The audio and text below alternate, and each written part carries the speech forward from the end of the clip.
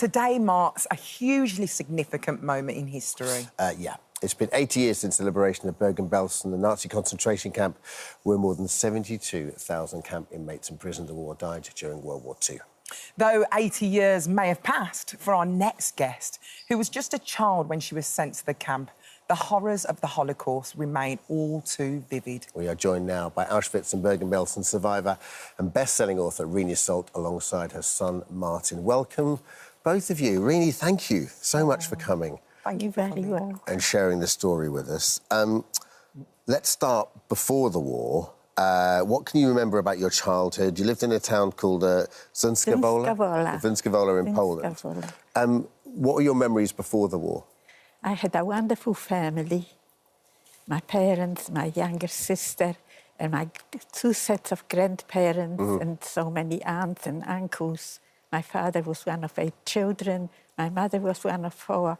So the family was very large. And we had a wonderful, wonderful childhood. A happy upbringing with a lovely, loving family. Yes, schooling, and my parents planned such wonderful things for us. They wanted us to go to Paris to study further after school. Yeah. They didn't think about marriage for us. They always thought more about education. Oh, that's so lovely. Yes. And then the war started, the Nazis invaded. What are your memories, your early memories? Because then you were basically forced from your house and moved into ghettos, is that right? Yeah, first of all, we ran away from our town. We went to lodge. I don't know why people ran away. Perhaps they thought it's a lot bigger town, we might be safer there. But I had my grandparents also there. My father's family lived in lodge. So we ran away to lodge. And after a few days, we had to go back. We didn't have anything with us. We left our home. So we started going back to Zunskavola. And when we arrived near our house, our landlord met us. And he said, the Germans took over your flat and took over everything. And you've got nothing to go back to. So we lost our home on the very first day of the war, practically. So your life is literally taken from you, every single bit. On the very first day. After a while, people were moved into the ghettos, and after that, There wasn't ghettos yet. At that time, there wasn't ghettos. But when you were moved into the ghettos, life was very difficult, correct? Very difficult, yes. And then when it came for you to be transported, how was, you know, we know these names now, they trip off our tongue so terribly, the names of Auschwitz, the names of Bergen-Belsen. I've never heard of it. How was it sold to you that it was just going to be a different life? Yes, they sent us out to different camps. And so we found ourselves first in Auschwitz. And then from Auschwitz, I was sent to Hamburg. And really, before you get on the train, what were people telling you about where you were going? Oh, we are going to better places, of course. You'll be better off. You'll have plenty of good food, good living accommodations, good medical care. All they wanted that we should go quietly. So, really, reading your story, the saddest thing is how you lose your family so... Yeah, gradually. Gradually and incrementally. So suddenly someone walks that way, you never see them again. Yeah. Your father turns a corner, you never see him again. It's just heartbreaking. My sister went first. They took her away, and my mother never recovered from it. I still miss her. Of course. Still miss her today. And then eventually we lost our grandparents, my uncles, my aunts. Everybody went. Really, how do you rebuild? Bit by bit, they were all taken away. How do you rebuild when something like that happens to you? How do you keep going? Where do you get that resilience from? You've got no options, have you? You have to pull yourself together and do the best you can. Yeah. What's amazing is how you remember this like it was... It feels like you're telling us this story like it was last week, you know? Absolutely. Not that like it happened 80 years ago. Like it happened yesterday. It never leaves you. Never leaves you, no. Really, for so many people, Auschwitz was the end, but you went to Auschwitz for a small time. You were reunited with your mother through almost luck, wasn't she? She got in the right queue. She wasn't in the right. She was separated for a minute. Yeah. Before I had a chance to cry out, she was back with me. Yeah. That was her courage, which did that. She wanted to be with me. Of course. She wanted to look after me, and she did to the last, till she died. And then you were transported to Bergen-Belsen. No, first to Hamburg. Yeah. Yeah. On slave labor. Yeah. Had to carry sacks of cement, with cement on my back. And how old were you? 15, 14, Just 15. a child? Yeah, You were just a child? yeah. I still suffer from my back. Really? I still suffer from my back. And really, The pain never left me. it's a very difficult question to ask, but what are your memories of Bergen-Belsen and your time there? I mean, we read so much about it and we've seen the footage, but from someone that was there, it just seems unimaginable. I came to Bergen-Belsen on a train from Hamburg. They stopped us in the middle of nowhere. They started screaming, "Get off the train, be quick," which we did. We jumped off. We had to hold on to one another to remain standing. We were gasping for water. It was so hot already. And it was April, but still it was hot. They lined us up and they took us to a hut. We were walking through many miles of very woody country till we came to the gates of the camp. They opened up the gates and we were pushed through. The scene that met us there, it's not possible to describe. Yeah. Here we saw skeletons walking. Oh, really? Their arms and necks were like matchsticks. Their eyes bulged out grotesquely out of their skull-like faces. Some were dressed in rags, others were naked.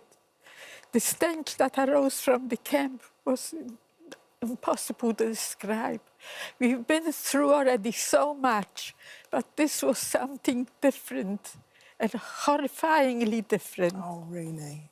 I know you've put all this in your book, A Mother's Promise, and it is so painful. Me just watching you tell the story, I don't want you to even tell the rest of the story because I know it's in the book, because it's so painful to even listen to.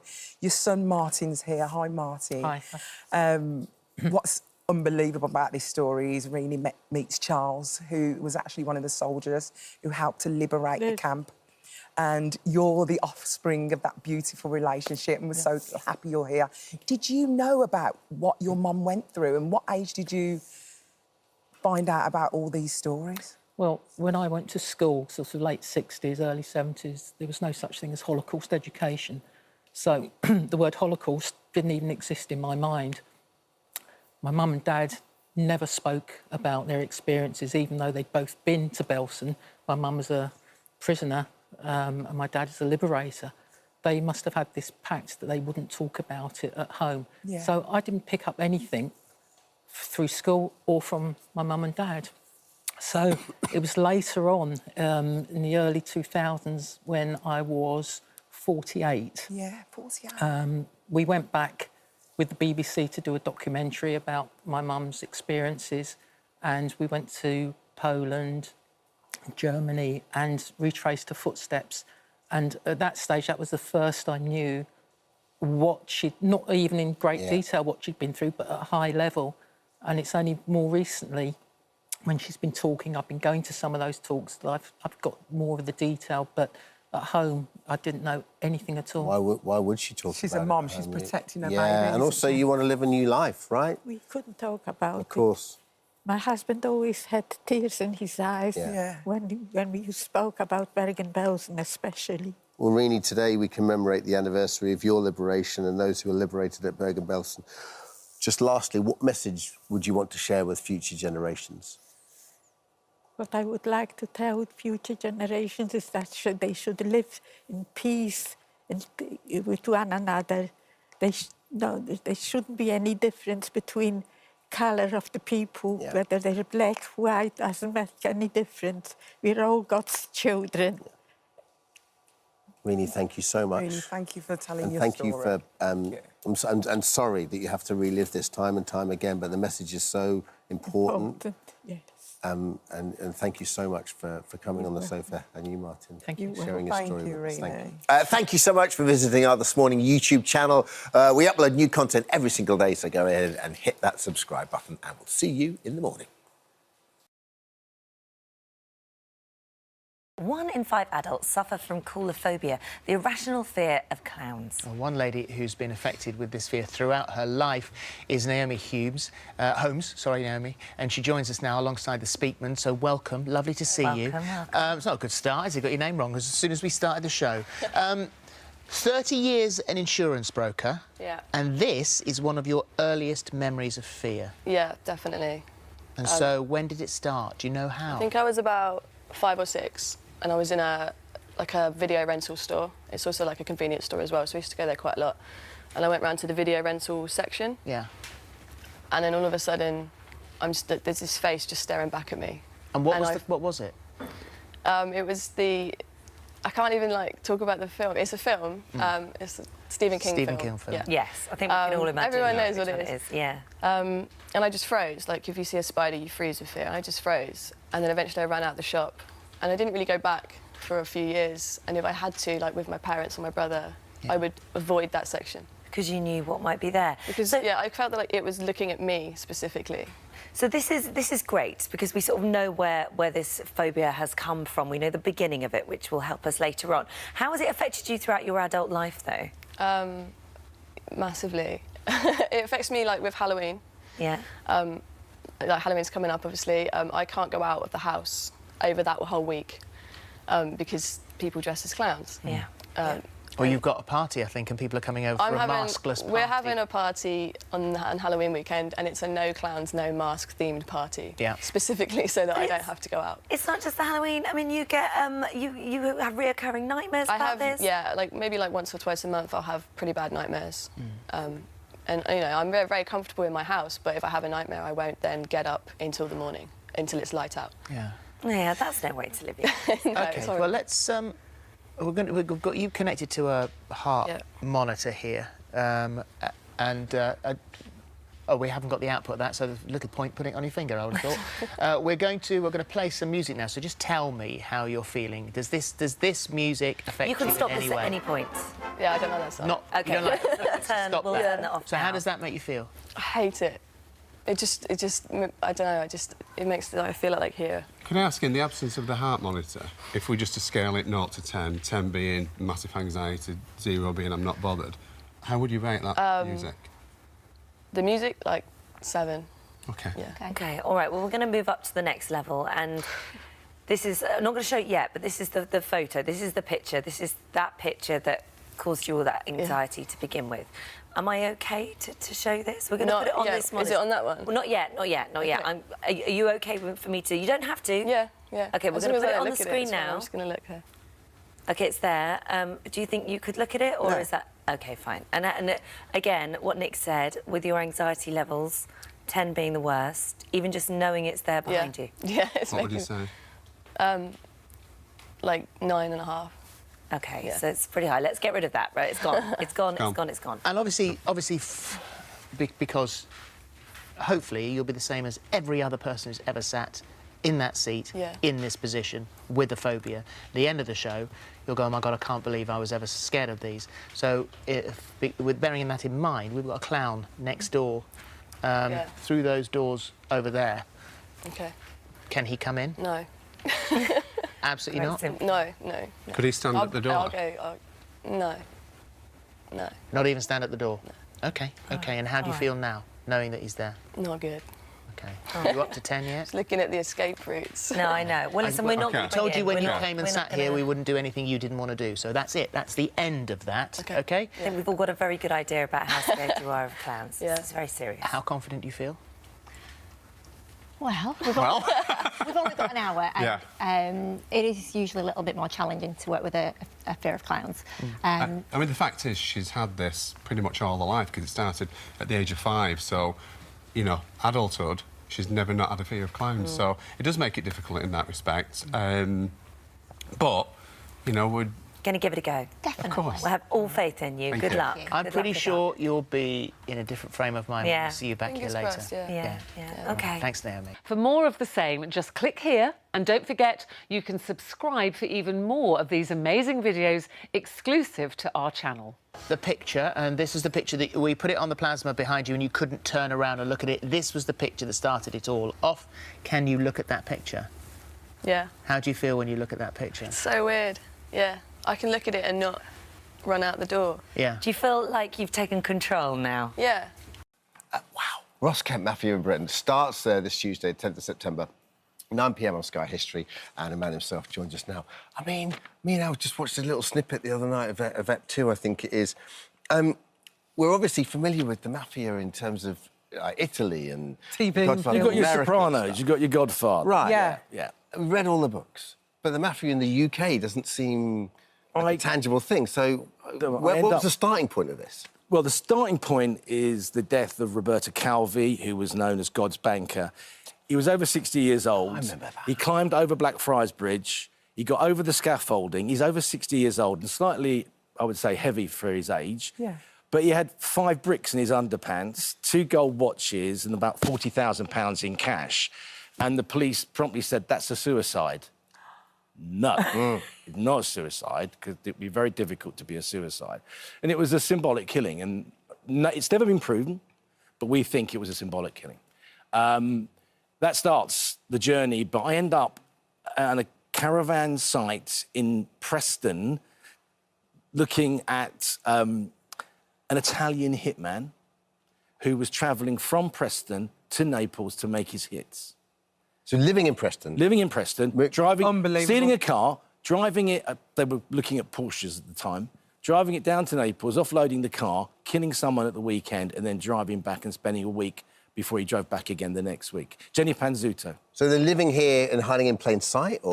That's the way it works. And, you know, I've got to say, we travel all over the world. So we start off in London, but then we go to America, or I meet, you know, George the Cowboy, Monterano, Crazy Sal, Polizzi. These are the guys that were genuinely around during the Goodfellas days. These are quite intoxicating people. Personalities are really interesting.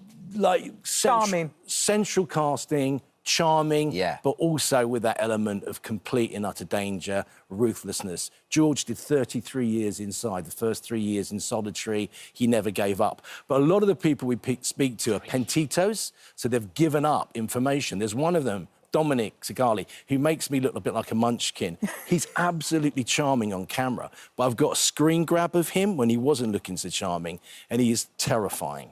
So when you're in those situations and you're confronting people like that, how do you know that they trust you, first of all? How do you know they trust you? How do you know that your safety is going to be OK as well, and the crew as well? In the series, we go from being, say, in the UK to being in America, going down to Miami, looking at the connection between the mob and the cocaine trade. And I ended up... It suddenly stopped becoming a history programme and became real when I'm at 4,000 feet, it's 2,300 at night, it's now 40 degrees nearly, still at night time. I've got a helmet on, body armour, snake garters, and we're traipsing around the Cauca Mountains, elevating to 4,500 feet, and I'm going, we'll be out by 0300. We're still stumbling around at 8 o'clock in the morning in daylight, and it's FARC territory, and they not often kidnap the soldiers. So I lost the nail on my big left toe. No longer a history show at this point. You're in pain. Because the thing is, when you sit down with someone I think, that used to be in the Mafia, you know you're going to be safe, right? There's no interest in bumping you off. You know what I mean? But when you're up in the wilds somewhere, exactly. That's a whole different scenario. No, absolutely. Right? And I think you always have to be on your guard. And then the secret, as you all both know, is you look into people's eyes and you maintain that, and they can look into you, because their radar for someone who is a threat to them is way better than most people's. Unbelievable. So why the UK? Was it a great place for the Mafia to hide out? I just think it's about hiding in plain sight. I think a lot of the people that I met, nearly all the people that I met, never had a choice, whether it was in Italy and America. They were born into it. and there was no way out for them. Wow. And so the only way out for many of them is to, you know, become a pentito. But some of them have just done their time in prison talk.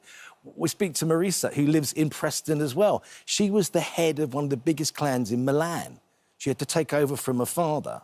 She's half Italian, half British. And she used to wear Bridget Jones knickers and stuff thousands and thousands of lira and travel them all around Europe to different payoff points for drugs and stuff. I guess the lovely thing about the shows you do is you never know where it's going to take you in terms of the narrative of it, right? So there's a great starting point, Mafia in Britain. That's interesting. That's a USP. But then you must be the rabbit holes you go down. I'm on a caravan park in Preston. I'm now going up to Aberdeen. There was a cell in Woking. And I think that's, again, why they're so clever. You know, they didn't choose London, they didn't choose Glasgow, Manchester, you know, Liverpool. They chose parochial sort of towns where there was something that they wanted or something that they could do where they wouldn't be seen. And I think the other secret to their success has always been, and I have to say slightly admire it from an observing point of view, is that they're always one step ahead of the authorities. And they have people in authority working with them as well? We do. There's one guy, he's called Keith, K-E-E-F. He was a custom and excise officer that went undercover for over 8 years. Laundering money, not only for the mob, but also for the cartels. And they would just come to his flat in the middle of the night. He was given a Rolls Royce that had been taken from another villain. So he lived the life to the point, and I meet another FBI agent, McGowan, 25 years cold calling on mafia bars. So he said to me, "This is the first time, Ross, I've ever sat in a bar with my back to the door." And while he was undercover one day, the packs they used to, remember, he's wired. Yeah. If they found that wire, they would have killed him. And the pack went wrong and it started burning his back. And the guy says, "They're cooking steaks today." He had to go to the toilet and peel it off his back. So obviously there's a book that's come from this because there's so much more than you can put on TV. There's 5 programmes, but I would say that they don't do justice to the subject or to the access that we gained. Brilliant. Unbelievable. We can't let you go until we ask about these EastEnders rumours. What is going on? Are you going back? It's the 40th anniversary. Yes. Tell me everything. Tell you everything. Is Grant going back? I can tell you nothing. But never say never. Pentito. Never say never. He's not gonna... I'm not a pentito. She's wearing a wire as well. I've just checked. Exactly. She's burning. Burning. I am very proud that the show is celebrating 40 years. I wouldn't have had the career, good or bad, without it. I still love it. I still support it. And I would do if I'd come from Coronation Street, or if I was in Emmerdale Farm briefly for a bit. But so yeah, I'm very proud it's celebrating 40 years. I would support it in every way that I can. I can say no more than that. If I was the producer, though... Work upstairs! Smashing it out of the park. If I was the producer, though, I would... Well, the thing is, it was such a lovely, iconic time. I mean, the 3 of you were so brilliant together, you know.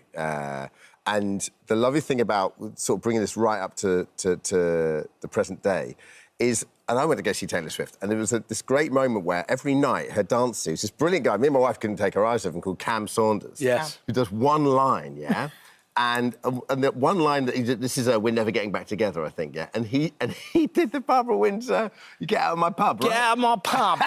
It's just and she lives on. Here we go, got it here. Together. Get out of my pub.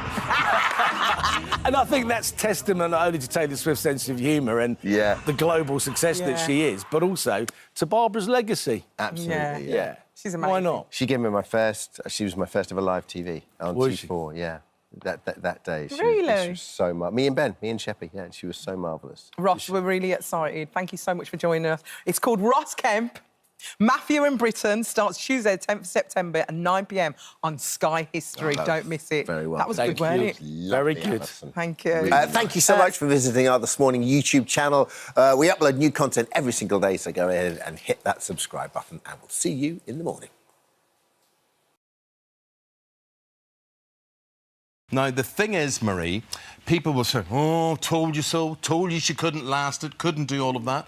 But we do have to point out, you have 8 children, right? We can go into the rights and wrongs of that and the wheres and whys all we want, but you've got 8 children. You're doing a part-time course where you're trying to learn to be a motor mechanic as well, And you made this vow, I'm going to come off benefits and I'm going to work solidly over the weekend as a care worker, really hard work. And at the end of all that, you're saying, folks, do you know what? I'm not super mum. I can't do all of this. I don't think I can.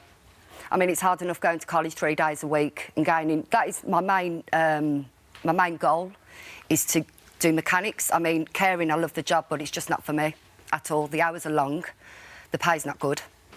I mean, I'm a carer to 8 children as it is. I can't do no more. So who looks after the children when you're working? They with Dad of a weekend, yeah. So they go to him... So all 8 children are from the same father? They are, and he has them every weekend? He does. So that you can work? Catch level 2 diploma, it's a hard course. They say it's the hardest course to gain your qualifications. And then going into work Friday night, Saturday morning, you're doing your first call at 6 o'clock in the morning, then finishing at 11, then 6 o'clock Sunday morning, finishing at 11. So it is long hours. It is, Marie, but I know there will be people now shouting at the television, saying, well, my children are at school, I'm at college, or I'm at work, and at the weekend, you know, my husband has the kids and I'm working in a supermarket or I'm working in wherever, and they're doing long hours as well, possibly longer than you. Yeah. And yet they still do it. So why do you think you should be any different to that? It's mentally draining for myself. It's hard enough having 8 on your own. I mean, you get the perfect lifestyle of where mum goes out to work or dad goes out to work and the other parent stays at home, but I haven't got that life. Well, very few I am on people my own. I'm trying to better myself by getting my qualifications. To no, and I applaud you for what that. She's saying is she hasn't got a spare minute. No, she's, you know, work and play. There's absolutely no me time there in all of that. And in fairness to you, you are trying to get a qualification as a motor mechanic, which I want to do, which you intend to do. Yeah. No, I totally, and I applaud you for that, and that's been your dream. Yeah. You know, and I'm sure it is a very difficult course. But I just know what people will be saying, which is, you know, everybody works hard now.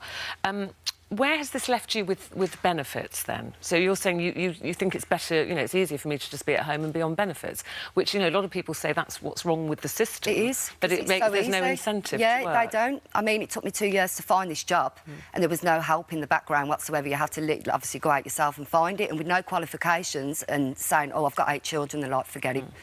You're not going to turn up for work at all. Yeah. Right, OK, let's listen. Everybody, as Ruth says, has their opinions. Rob, it doesn't make their opinions right, they're only opinions. Rob, how dare this woman manipulate the benefit system at a time when families are struggling to make ends meet? Do you feel that you are manipulating the benefit system to your advantage? No. You don't? I've obviously gone the other way. I've found work and I've obviously gone to college and raising 8 children on my own, so I'm trying my hardest to better myself, you know. So we should say, Rob, she's doing nothing wrong. You could say it's the system that's at fault. It is the system. It is. I mean, Did you lose benefits by going back to work? Yeah. Like what? I was told working 16 hours, you come out of the cap, the benefit cap, so obviously paying full rent, help towards school meals and council tax. So I thought, let me find this job, come out of the cap, because it was hard paying full rent, very, very hard. So come out of the cap, that's what they said, and I found out it wasn't even that. It was a complete lie. Do you think the main problem really was, the thing you should have thought about was the 8 children? Yeah? Yeah, but everybody's life's different. This is my lifestyle now. Isn't there a consequence to everything? Don't you have to think whether you can actually afford children or not before you have them? I just put it out there. And I think there will be people saying that, is that, you know, 1 child, 2 child, 3, 4, but, you know, 8 is an awful lot. And they say, you know, don't have children if you can't afford to go to work and bring them up without help from the state. And there will be a lot of people who maybe would like another child but think, well, we can't afford it because it would mean one of us giving up a wage or something. So can you understand? I can fully. I'm not ignorant against that whatsoever. I mean, you get a lot of workers that are there doing hours and hours each week to obviously pay for their children and their house. Those 16 hours that you have to do and you do it at the weekends, are you managing to complete the 16 hours? No, not fully. Because I get a call from Dad, or one of the kids are ill, or you can't cover this call, it's out of your area, this person don't want you at their premises, and blah, blah, blah. So I'm getting all of that. How many days have you, you know, how often do you have to phone up and say, I can't come in, one of the kids Very is ill? regular. Very regular. So you're not even completing those 16 hours, really? I have been asked to do a full week, so it's one client, 16 hours a week, 7 o'clock in the morning, 12 o'clock, 5 o'clock and 9 o'clock. That would be perfect for me, but then obviously the 8 kids. But then people are going to say, well, you're here today, so who's looking after the children today? They're in school, and 2 are ill. Too ill? Yeah, So with Dad. They're with their dad? I've been out since 5 o'clock this morning. I'm not lazy at all. And do you intend to have a boob job? I do. Paid for by your... By my wages. Your wages? Yeah. Yeah. OK. But how would your not wages be paying for your children? No, I mean, it's child tax credit and working tax credit that pays for the kids. I've got 10 seconds left. Why do you do these interviews, Marie, when you know people will hate you for them? I think it's a voice, it's more than anything. A lot of people are scared to come out. OK. And being a single parent is the hardest job ever, and to find a job is even harder. For more of the same, just click here, and don't forget you can subscribe for even more of these amazing videos exclusive to our channel.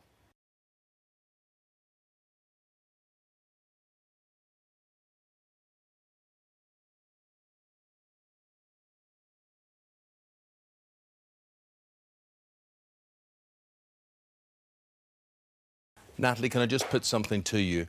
There's no such thing as a free lunch. Oh, you can't say that. Can you not? No, you can't. It's about enjoying something with somebody, so it's not all about money. They might want to enjoy it a bit more than you want to enjoy it, if you know what I mean.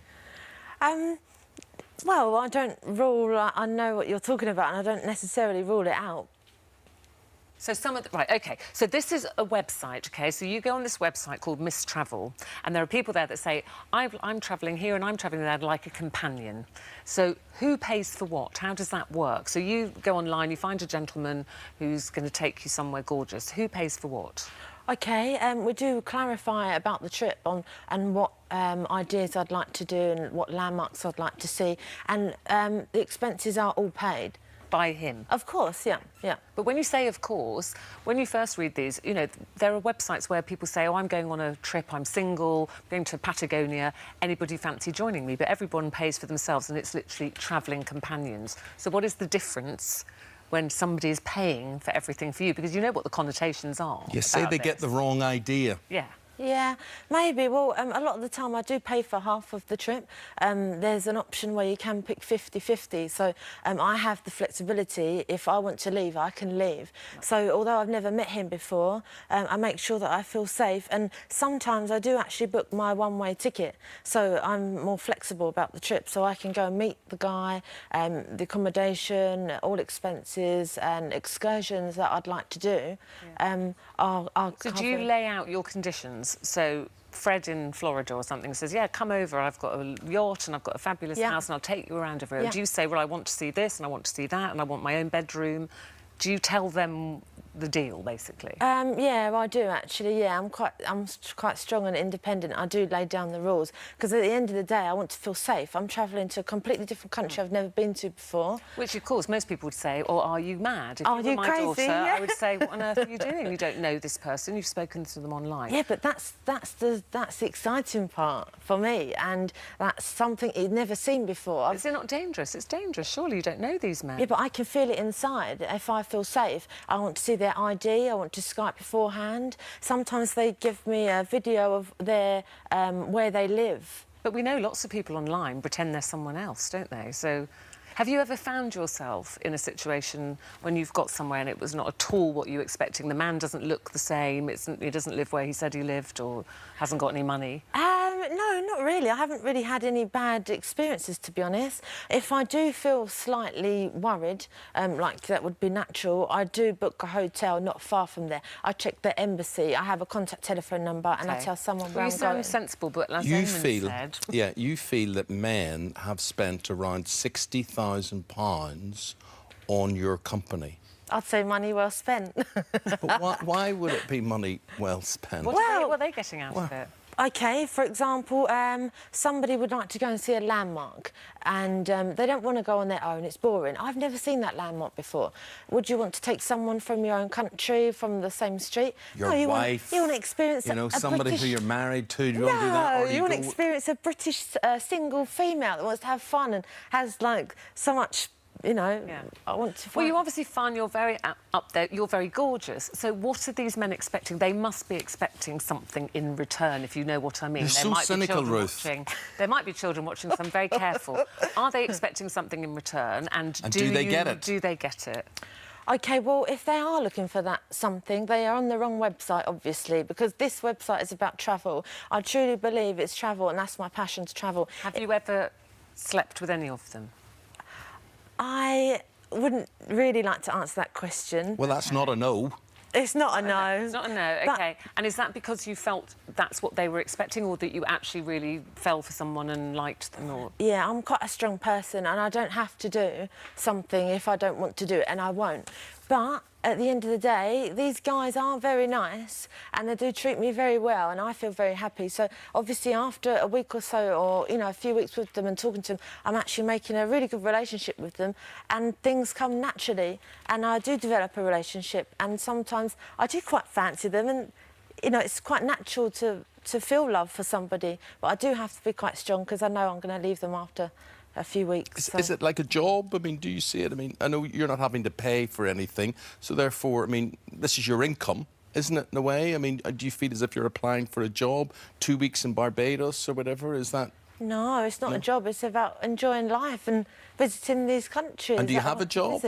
I'm a trained beautician, yeah, I'm qualified. So for me, I do try and visit spas in each country. I'm picking up information, I'm picking up experiences. So one day when I will have my salon, then I'll have all these different ideas. Well, Natalie's having a great time. And stay safe. I hope it works for Natalie, and it works for 615,000 members on this website who seem to do that. That may be if you don't want to go the on future that, of travel. To travel, if you don't want to do that, have a go at our competition. Thank you, Natalie. Thank you. Hello, YouTube.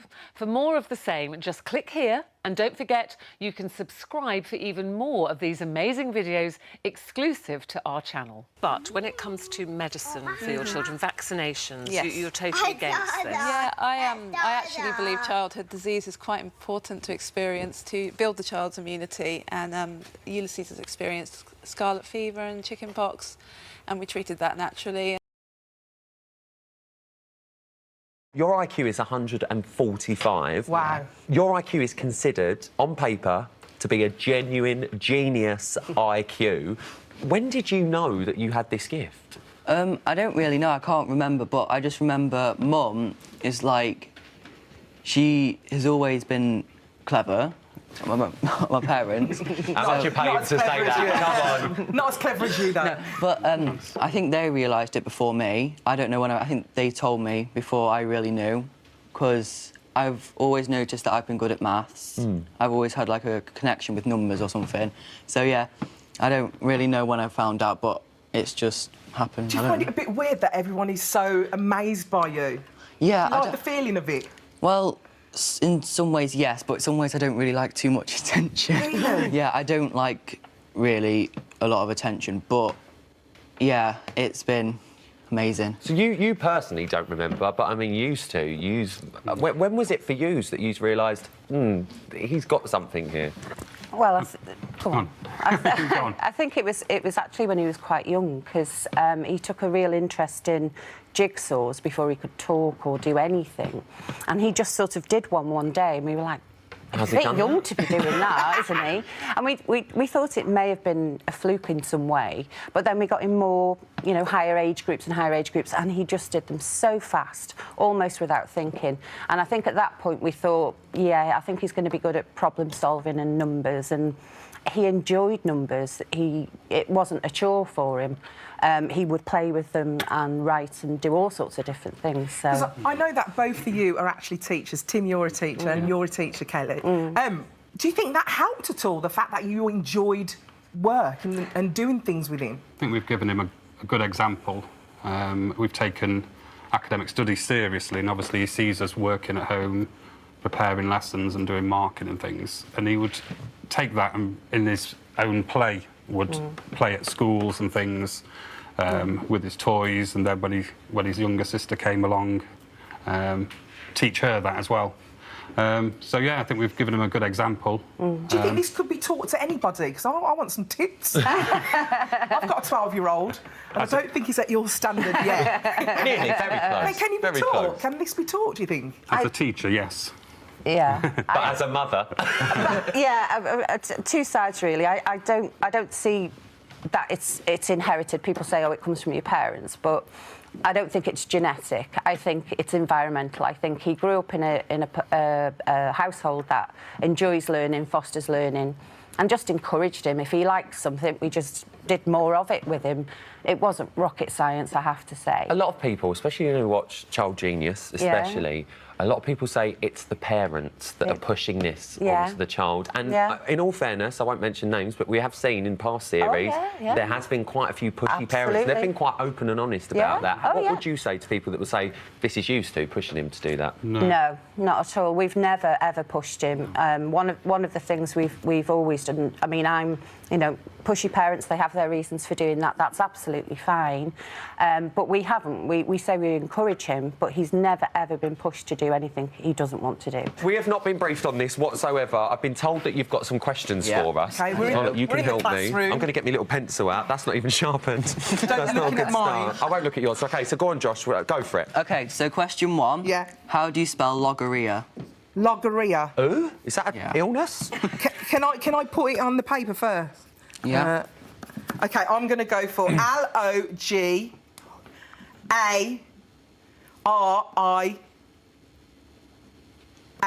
No. And I'm going to go for L-O-G-E-R-H-E-A-H.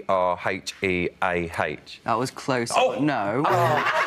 It was L-O-G-O-R-R-H-E-A.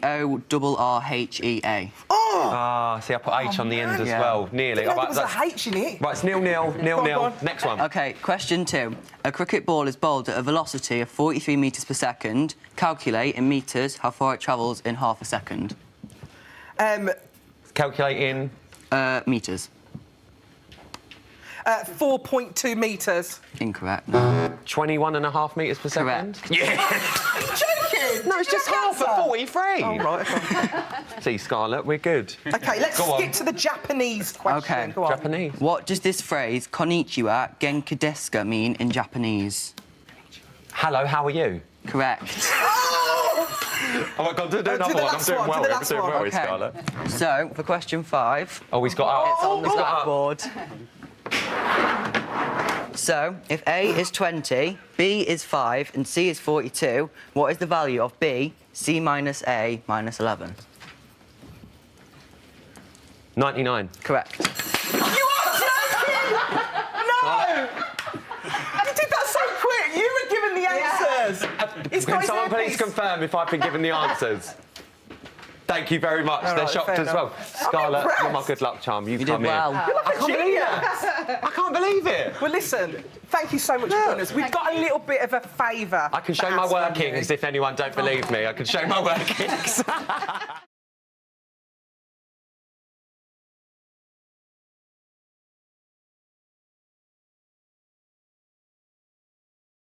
He's come face to face with some terrifying creepy crawlies and braved even the most brutal of bush tucker trials. But all of that paled in insignificance to the mammoth mission that our Sam put himself through last week, travelling 260 miles from London to Old Trafford to deliver this year's Soccer Aid match ball in time for kick-off. He had to dig deep to push through what was the toughest challenge of his life, but push through he did, and we honestly couldn't be prouder of him. Here's a reminder of Sam's incredible achievement.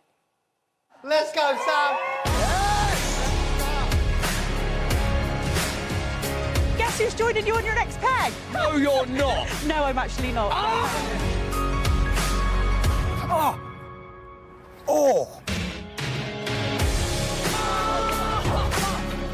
Look what you've done, Sam! I was absolutely fine for the first, 35, and then my car popped.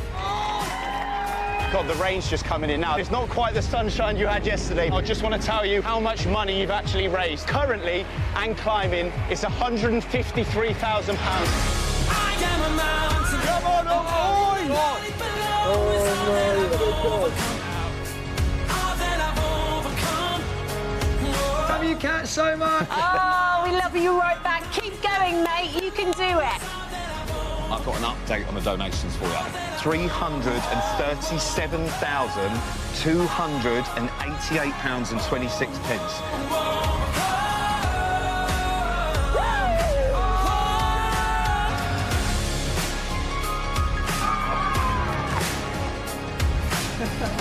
Oh, my God! You are remarkable. You have raised 900.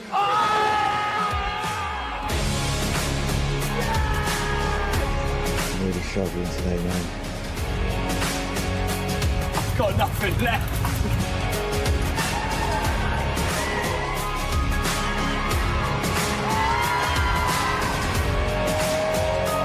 £1,560,433 so far.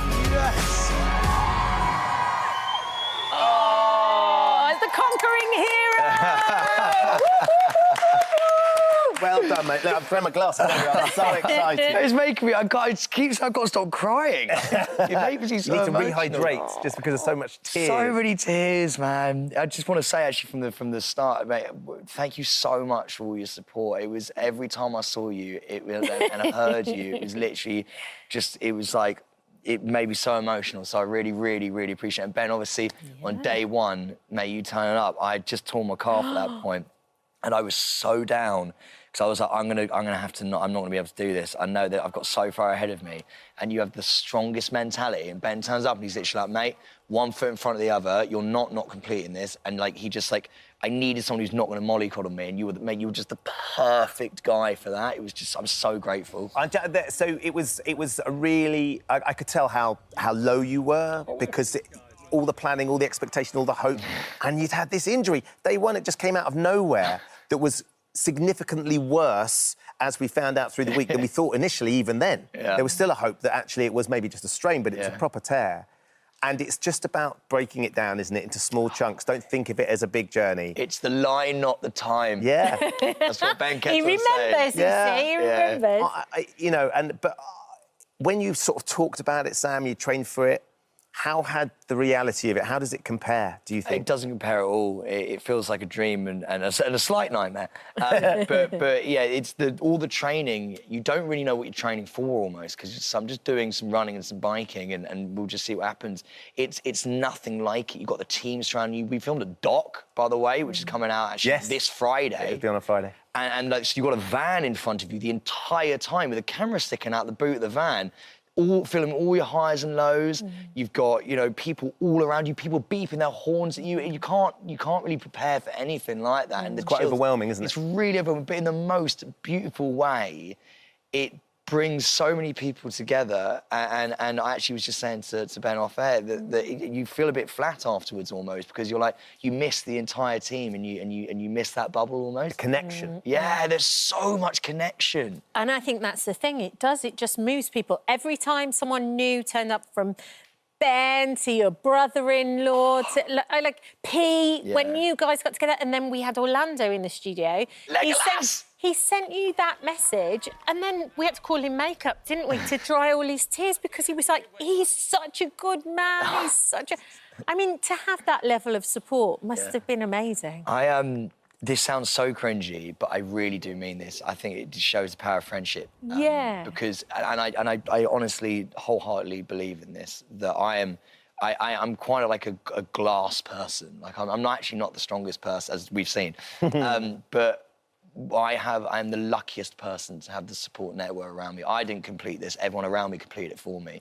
Like, everybody, like, showing up, from my family to my friends and stuff, was the only thing that got me through it, and I'm really, really fortunate. There was an amazing team on the road with you as well. Yeah. They were there all the step away. Like, a few of us drafted in and out, but there was an amazing team, wasn't there? It was so great, man. Gary, the physio, was such a good guy. He kept you together. You got Taylor, the running coach. Tracy was on the bike with you. Tracy is the most just empathetic but strong-willed person I think I've ever met.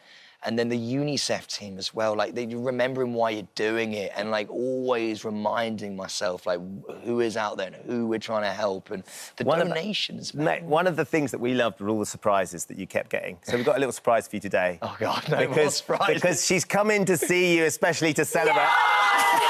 Yes!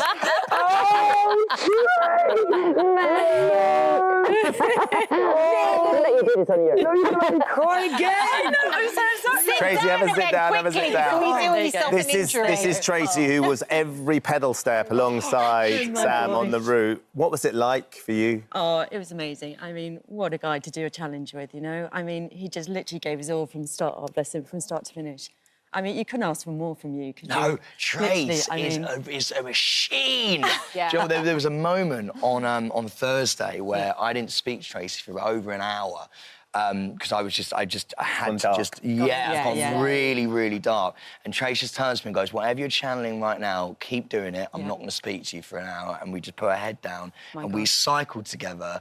In silence. In silence for over an hour, and I just burst into tears at the end of it and hugged Tracy, and it was just such a magical experience. It really was, wasn't it? And it was so emotional because, like, every time that sort of like there was quiet, I thought, should I be worried because he's quiet? Obviously, sort of like, you know, concentration on the main road, and you just literally, I thought, no, he's got this. You've got to chew the miles sometimes. Yeah, You've got to get them under your belt. But that second day, though, Tracy, have you ever cycled in rain like that? Oh, my God, it was apocalyptic. Like, literally, I mean, you could not see. We were trying to talk. My lips were numb.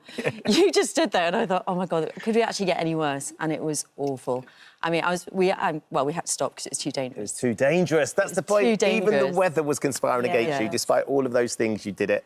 Thank you, Tracy, for being there with him, lockstep, and keeping him going. Thank you to all the team, as you say, to Gary, the physio, who somehow put you back together every day, Taylor, who was running with you. It's just, we're so proud of you, Sam. Thank you so much for everyone who donated as well. I mean, my God, every single time we got those donations sort of run through, it was just another boost. Just another boost up, wasn't it? It was such a boost. And it was just so beautiful. So thank you, anybody who donated. You literally are the heroes to the story. And you can still keep donating. Yes, you can. Now. Donating to Sam's Matchball mission is simple. Yeah, to give 20, 30 or £10, just text 30, 20 or 10 to 70822. Text costs you a donation plus your one standard rate message. You must be 16 or over and please ask the bill payer's permission. You can donate online. The websites are shown on screen. 100% of your donation will go to UNICEF.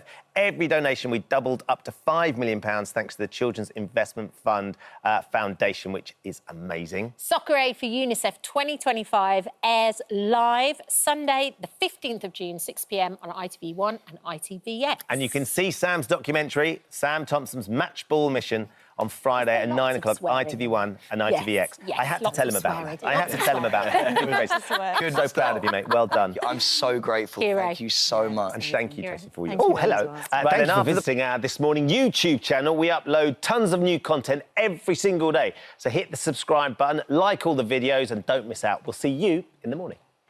Now, after being offered some work experience in a West End hotel, Sam Inez jumped at the chance. Sam, who has Down syndrome, was given the opportunity as part of the Down Syndrome Association's WorkFit programme to work at the prestigious Waldorf Hilton. He impressed so much that he landed a permanent role. Sam and his super proud mum, Roz, are here alongside Lydia Herridge-Ishak from the WorkFit programme. Good morning to you all. Good morning. Morning, Sam. How are you, Sam? I'm very good, thank you. How are you? Very good, thank you. Thank you for joining us this morning. So, you studied hospitality at college, is that correct? At college, I studied retail, but at school, I did hospitality. OK, so that was something that you always wanted to get into. That was your dream? Yes, it was a dream. And I like to watch many things with Jeffson. OK. So what was it about hospitality that you got really excited by? What do you love about it? I love the whole idea that it's customer-facing. I also really just enjoy making sure that the guests have a perfect service to what they are wanting, given it is a prestigious hotel in its own right. Yeah. Yes. So you work at the Waldorf at the moment. What's your typical day? My typical... I would go into the kitchen and help make the hot drinks, serve them, as well as help clear and set tables, interact with guests, and set up for an afternoon tea. What's a lovely thing is that as anybody who's been lucky enough to stay in any hotel where there are teams of brilliant workers like you want the stay to be the best it can possibly be. To hear you say that's your big drive here, is making sure the guests have the perfect experience.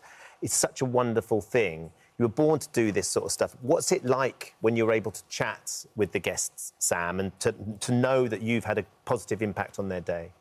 It feels amazing that I've given them a positive impact on their day. And I know they'll come back based on the good service as well. Ros, you must be extremely proud. I'm so proud. I can't tell you. When he was born, I didn't know whether he'd walk or talk, and he's always just totally surpassed our expectations. So. But also to seem so happy and thriving in life and fairly independent. Yes. He doesn't live at home. He lives in his own flat in supported living. Yeah. But it must have been difficult as well, and this would have been difficult for Sam too, but Ros, must have been difficult for you to see Sam go through school, go through college, and then really struggle to find that next step. You know, because clearly he's got bags of potential, he's got loads of personality, he's doing an incredible job now that he's found an employer that was willing to sort of embrace, you know, who he is. But that must be so frustrating It's for you. really, I think, for all parents of people with special needs, they jump from leaving college or school to what on earth's going to happen with the rest of their life is really sort of stressful and difficult. And you just suddenly all the sort of support networks go away and you don't know what's going to happen. And Sam kept applying for things, but nothing much happened. And then we got in touch with WorkFit, actually, and a lovely lady called Alison Thwaite said, send me your CV, did a Zoom call with us, and then got in touch and said, I think there's this opportunity at the Hilton, which would be good for Sam. And I said, no, the Waldorf, far too fancy hotel. They'll look down on him. It's 45 minutes on the bus from home. Can't possibly. And she said, well, go and meet them. And here we are. Wow. And you don't just love what you do, Sam, as well. It's also affected all the other aspects of your life. You travel on the bus by yourself. You live by yourself too. Yes. And I'm enjoying having that extra bit of independence that work in the Waldorf Hilton has helped. Yeah. Lydia, talk a little bit about this work programme that you helped Sam through and how you are helping other people.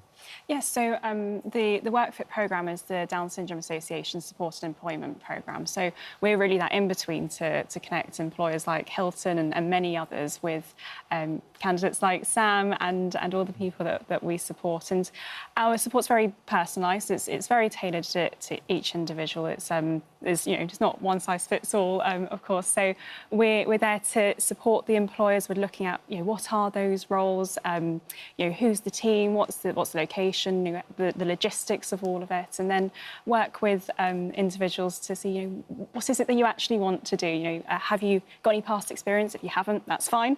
Let's look at what you're interested in. What's home life like? What's everything that goes into going to work that we all have to kind of consider. But we're sort of that place for people to come to have those conversations and to start them. Are you finding that there are employers out there that are looking to try and help in this region as well? And because your WorkFit programme exists, they can come to you and say, right, we want to find some workers like Sam. Yeah, absolutely. I think that's exactly what is happening. Because we're a place you can go to, we're a place where you can find that information, you can find that support. We find a lot of employers who contact us, they're really excited, they are really, really wanting to do this, they just don't know what to do next. What is that next step? So that's really where we come in to just talk it through, think about those reasonable adjustments and just, I suppose, just instill that confidence internally with employers so that, one goes well and it creates that ripple effect throughout, like with the Hilton.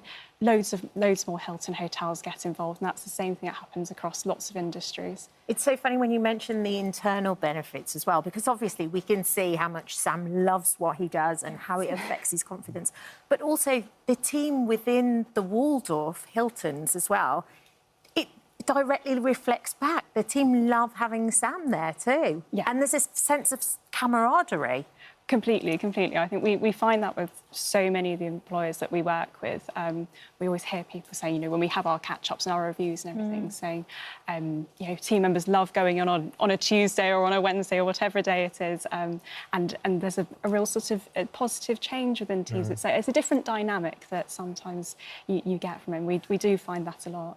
But Sam, your hope is that you can become a bit of a role model for other people like you who maybe are looking for some opportunity to be a bit more independent, to get into workspace, and they'll look at you and they'll go, wow, look what Sam's managed to achieve. Maybe I could do that too. Yes. I'm happy to be a role model, and it feels good to be a role model as well. Yeah. What would you say if there's somebody sitting at home, maybe there's a mum like Ros, who's got a child who needs a bit of support, a bit of extra help, and the young person is thinking, how do I get out and do that? What would you say to them with regards to sort of going forward and giving stuff like this a go? I would simply say, be confident, be yourself. If you need help, ask for it. It's a big part of it, that, as well, as Lydia was saying. There has to be adaptions, or things have to be adapted to allow for Sam and who he is and stuff.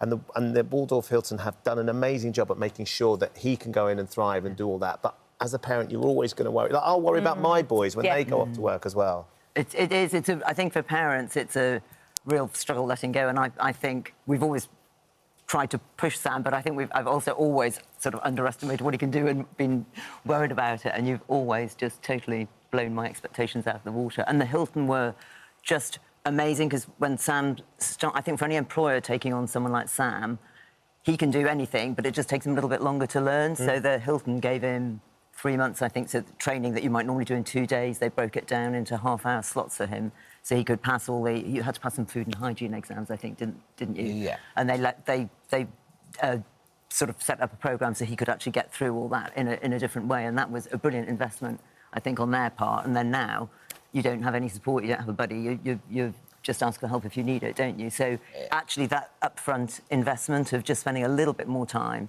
then the person can everyone go reaps and... the benefits. Yeah, everyone reaps the benefits. Yeah. And you now are upholding the standards at home as well, aren't you? There's Waldorf standards being implemented. Tell me what happens at Christmas. At Christmas, I help set the table. So I will go out and eat everything up, and I do get a little upset if anyone messes up. Perfection. Yes, that's the thing. That's what it's drilled into you. Perfect, don't you? Yeah. Well, thank you so much for coming today, and thank you for chatting to us. It's been fab to meet you. Long may your success continue, Sam. Long may it continue. Well, look, we've got a few messages as well from some people who want to say how great they think you are.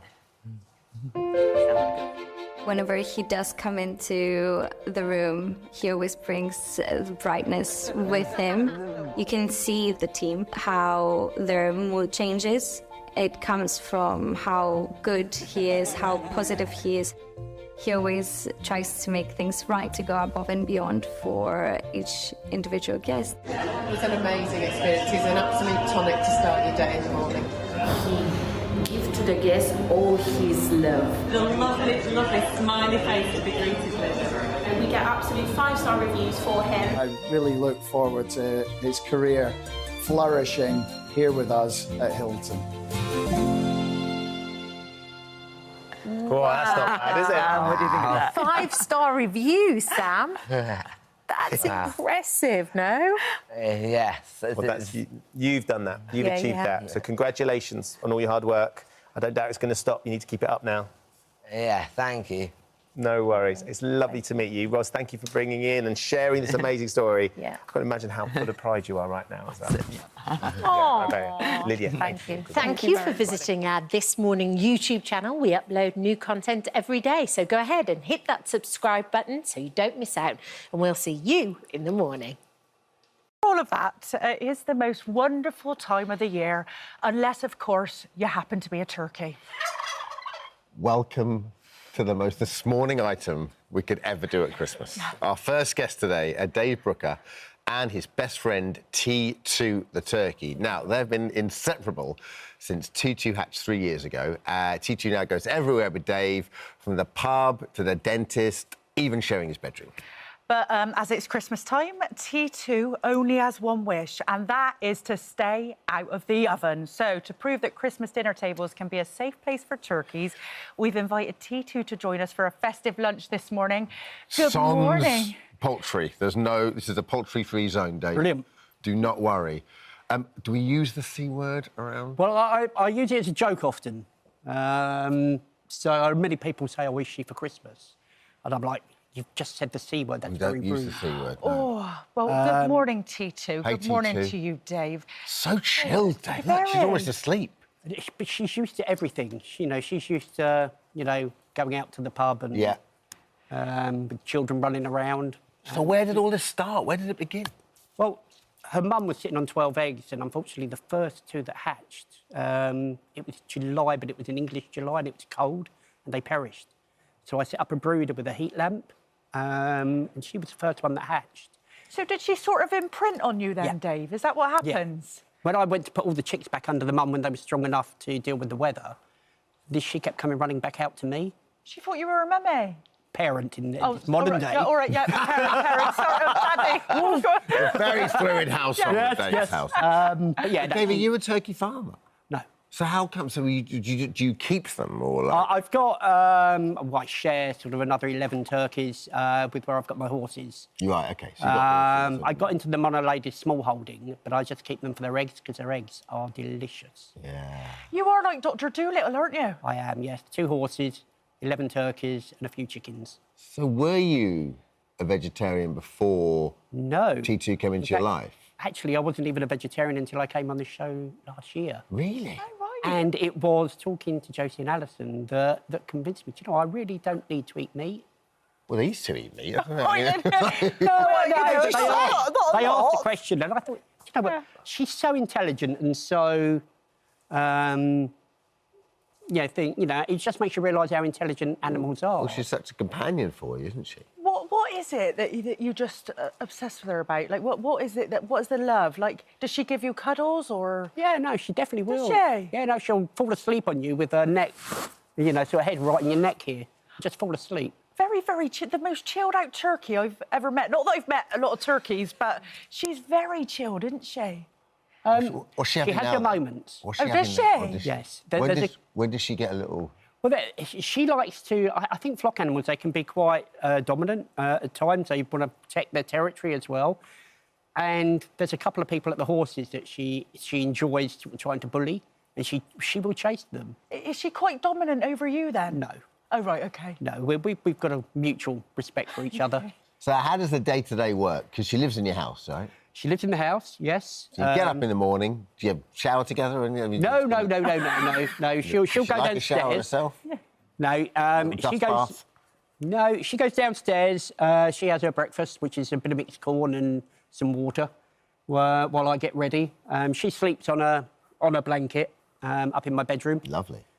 She doesn't get off of that blanket till I get up in the morning, whether it be 7 in the morning or 9 in the morning. She is like a dog, isn't she? Yeah, is she house trained then, Dave? Or... Yeah. Unfortunately not, no. Oh, no. But plenty of tissue and antibacterial spray. Yeah. Where does she do her business? Like, just anywhere she wants? I'm afraid. That's why, everywhere I go, I take a blanket to be respectful for people. Now, you might be a vegetarian, but she isn't a vegetarian, no, correct? She's definitely not. What is on her diet? What does she like? She definitely likes a nice spider, I'm afraid. Yeah. So my house is very free of spiders. Yeah. Anyone with spider phobias. I'm going to get one. Turkeys are your answer. Oh, yeah, and then in terms of like the more unusual food that she might enjoy, what does she... She's been eating mince pie this morning. She loves a little bit of mince pie pastry. She will eat cheddar cheese. She likes a Guinness as well, doesn't she? She does sometimes like a Guinness. Do you take her to the pub with you as well, then? Yes. Does she do the thing where she sits on the... Does she have her own stool? She will sit on a stool, but generally I put her on a blanket on the floor or actually on the table itself. And then does she do a pint or does she like... no, she'll just sit she'll have a bowl? She'll just sit mine or I'll put it into a little dog bowl for her. What do people say when they, because when they see you out with a turkey? Because it's not the usual, is it? What do people... Do they stop and say, what's this all about? Absolutely, yeah. No, I mean, I'd probably say about 95% of people are lovely. They're like, oh, wow. I mean, some people walk past you and don't even notice you're carrying her, which is great. But a lot of people, they just stop, especially children. Only the other night I was standing outside a supermarket because the staff wanted to see her and they hadn't seen her, so I took her round to the front. And there was a lady with her daughter there, and her daughter just was absolutely made up with her, and coming over and stroking her. Some children are quite scared, though, because they can look quite dinosaur-y. Yeah. Really but nice. The general reaction is really positive. So, Dave, talk us through at your house. Christmas Day... Don't say too loud, Dave. Shh. Well, I mean, this year, we're going to be up nice and early. Tito will probably have a couple of presents or some extra snacks. And then we're going to be getting ready and we're going to be going and doing park run this year on Christmas Day. Lovely stuff. Hang on, does she do the running? Well, she's going to do about the last 10 metres because it wouldn't be fair to expect her with her little legs to run 5K. Yeah, pretty fast, though, turkeys, when they want to be, aren't they? They can be. But she will be doing, hopefully, the last 10 metres, you know, just to finish, and I'll be pushing her in a buggy. And Dave, you know, you've credited T2 as helping with your anxiety and everything, haven't you? How's she helped you? I mean, obviously, with a lot of things, especially Christmas time, can be a very poignant time for loneliness, especially if you're single. Yeah. You know, but animals are just a great way, even if you're feeling down, they still give you the love, and you get back from them what you give them. Yeah. And the really great thing is she doesn't tell my secrets. Oh, right, you've got many Very of good. them? I haven't got many secrets. Oh, right. No. Well, come on, Dave, dig deeper.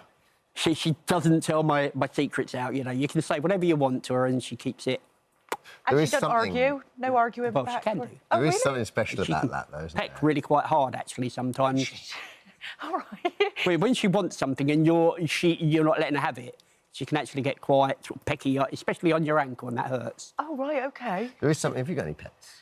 Not at the moment, but I'm going to get some. You got horses? Not at the moment. Yeah. Not at the moment. There is something. You've grown up around them, right? Yeah, so you get it. There is something special about animals, especially when you're like just that one-on-one contact you have with them. Do you know what? It's when you lose an animal, it really stays with you. Like it really does. And I still think about my dog today. So to get another dog, it'd have to be very, very special. And it's like T2. She's obviously so special to you. I mean, last year she got quite ill, and she was at the vets quite a bit, and we actually thought she might have been not make it, but the vets were brilliant.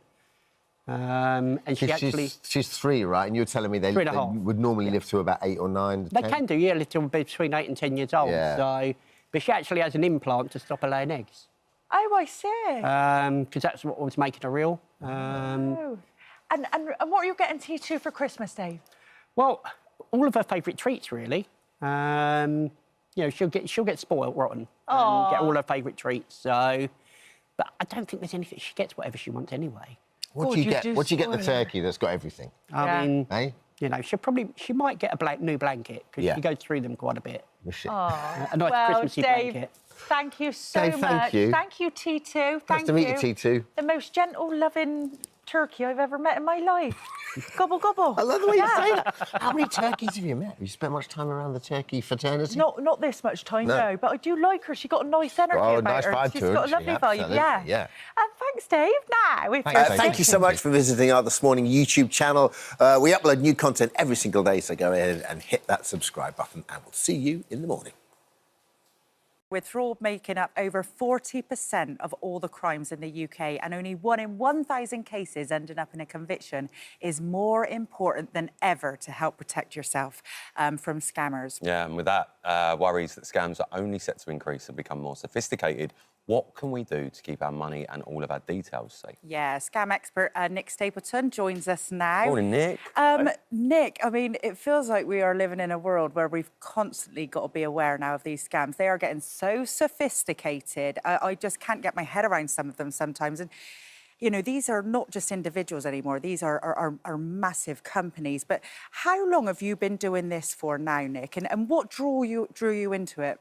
So I've been investigating the world of scams and fraud, either by doing undercover inside companies who are trying to steal people's money, or now by doing this brand of kind of ethical hacking and investigative journalism, essentially for about the last 11 years. Right. And it's made it very clear to me that there's one thing that all of us need to do, and it's actually sort of clue ourselves up about this and really learn how to protect ourselves. Because unfortunately, as that 1 in every 1,000 conviction rate shows, this is a really complicated problem for the authorities to solve, and there isn't really anybody else who's going to stop you from getting scammed or look after you. You need to do it yourself. What do we need to watch out for, Nick? Because 1 minute it's, excuse me, it's the dodgy text messages you get, click on this link, it could be an email. Now we're going into the realms of phone calls being made, people answering their phones, giving their details over the phone because they're claiming it's the bank.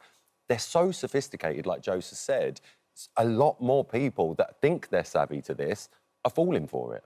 Yeah, that's absolutely right. And I think there's been a huge change in the kind of people who are targeted by this kind of thing. Yeah. I think most of us in the UK tend to think, oh, this is vulnerable, often elderly members of our population who are being targeted by scams. That, I'm afraid, is simply not true. If you look at the statistics behind scams at the moment, it's actually 16 to 34-year-olds who are being targeted the most and who are actually losing the most money as well. And when you think about it, that does make sense. 16 to 34-year-olds are much more likely to be better connected to the internet, for example, and that makes them quicker to defraud. They might also be in more competent control of some kind of digital finances, like online banking, whereas somebody who is in their 70s or their 80s may require, for example, a trip to the bank to be able to actually steal their money. So if you're a very clever scammer and you can work out how to make someone who's 16 to 34 give you their money, it's much easier to take it than it is from someone who's more elderly. So you've been doing this for 11 years. So from when you started out to now, how sophisticated has this become? It's completely changed, I would say. So obviously, there have always been companies that are just set up for the sole purpose of trying to scam people out of money.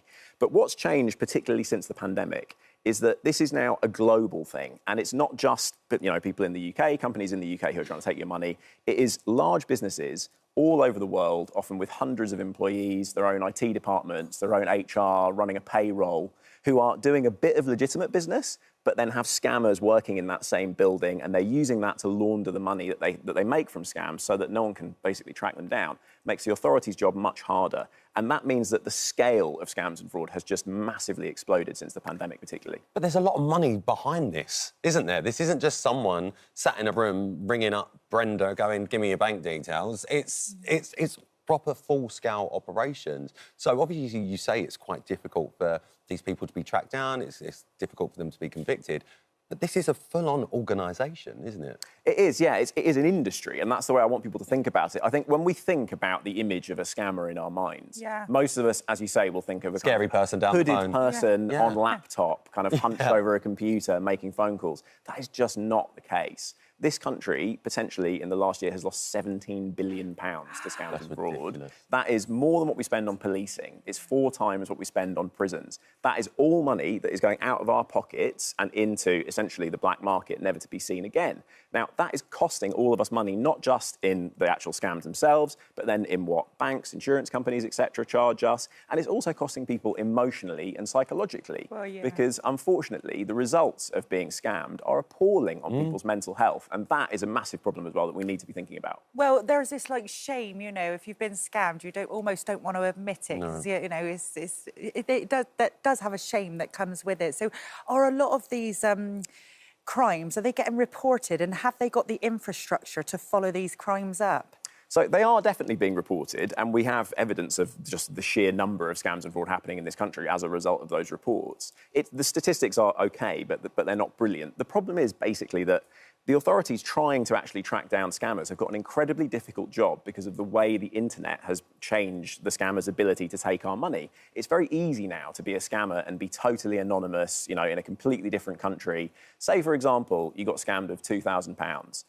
That could be a huge amount of money to you personally. So your expectation would be that if you go to the police and report that, they're going to be able to do something about it and they're going to track down that individual. But if that person's in another country, the police are going to need to go and do some kind of international collaboration with authorities in another country. They're going to have to do a huge paper trail from bank to bank to bank to bank of all the money going back to this other place. It's ridiculous. Realistically, that's a lot of resources. It's probably not going to happen. No.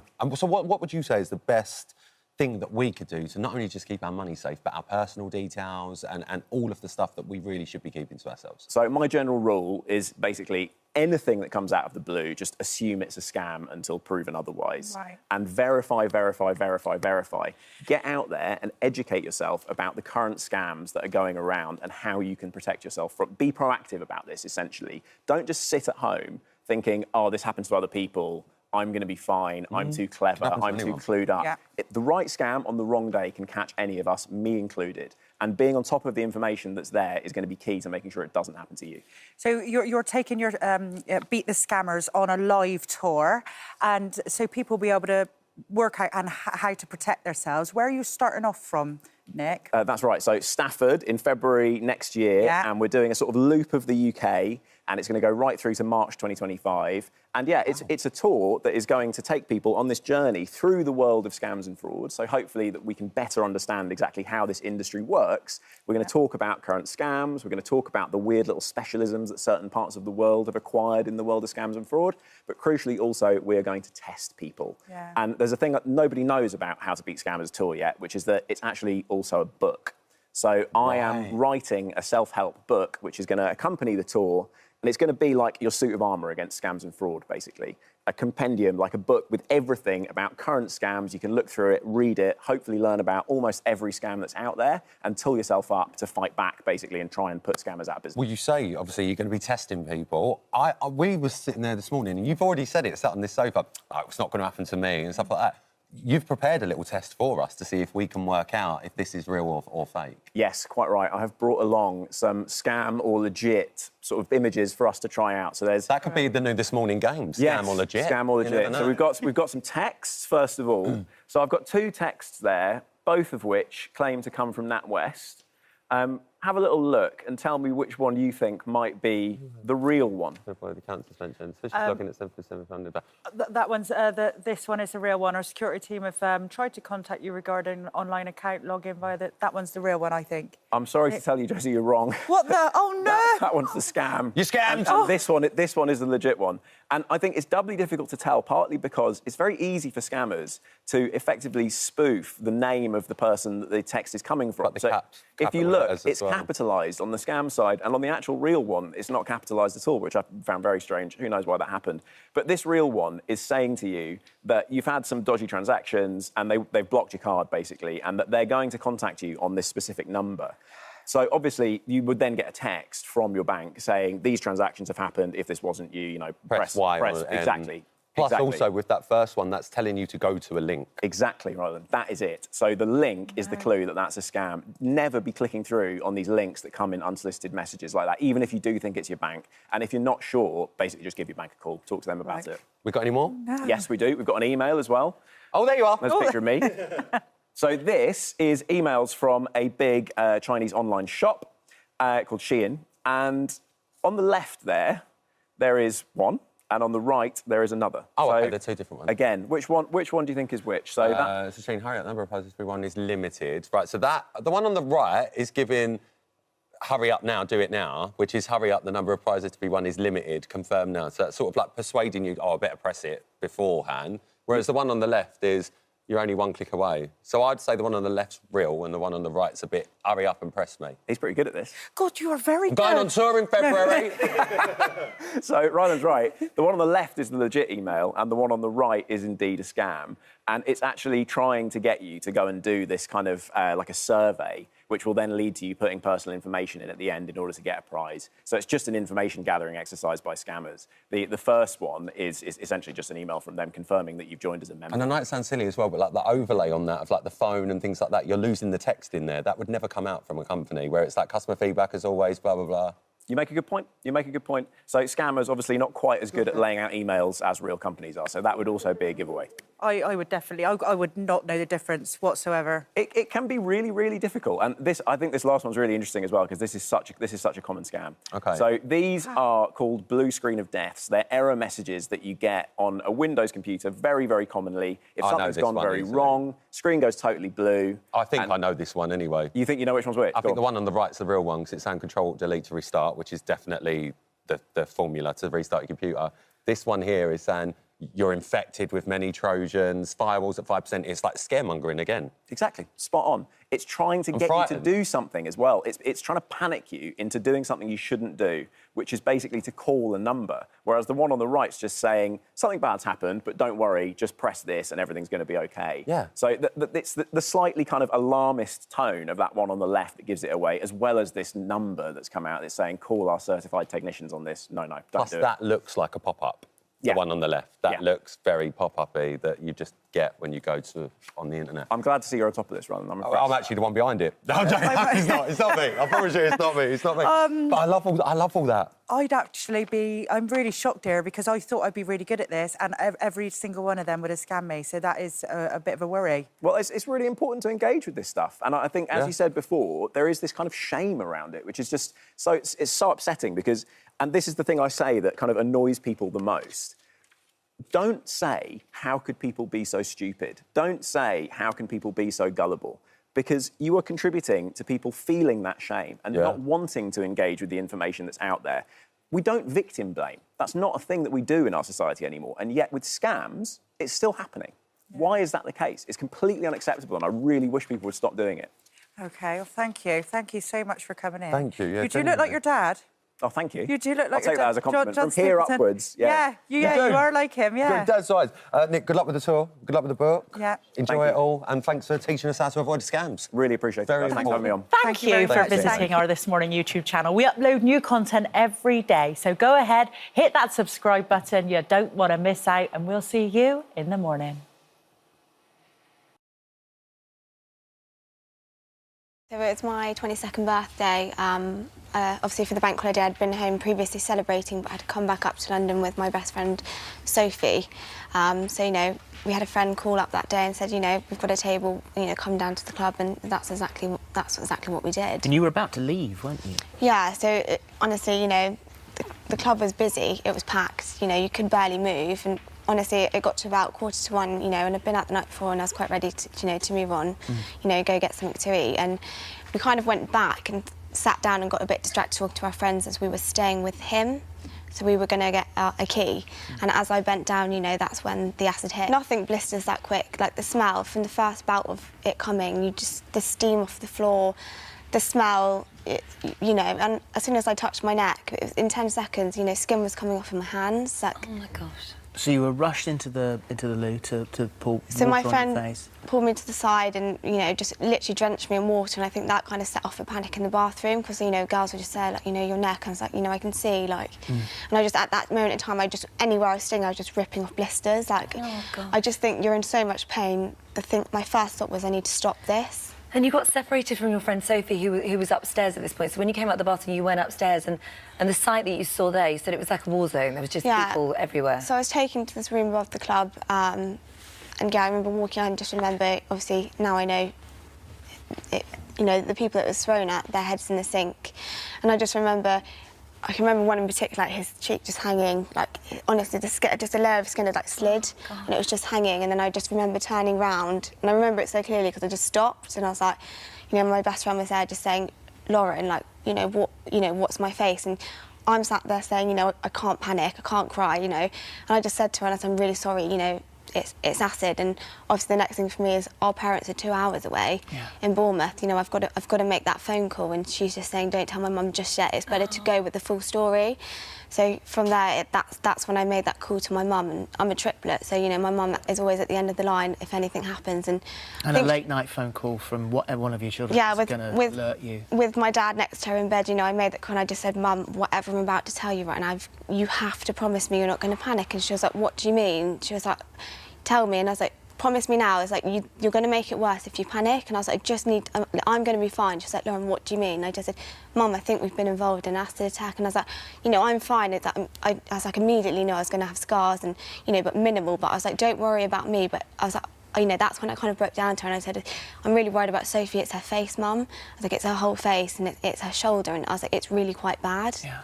And what injuries did you sustain? So I sustained injuries to my neck, mainly to my tummy, to my chest, to my legs and my feet.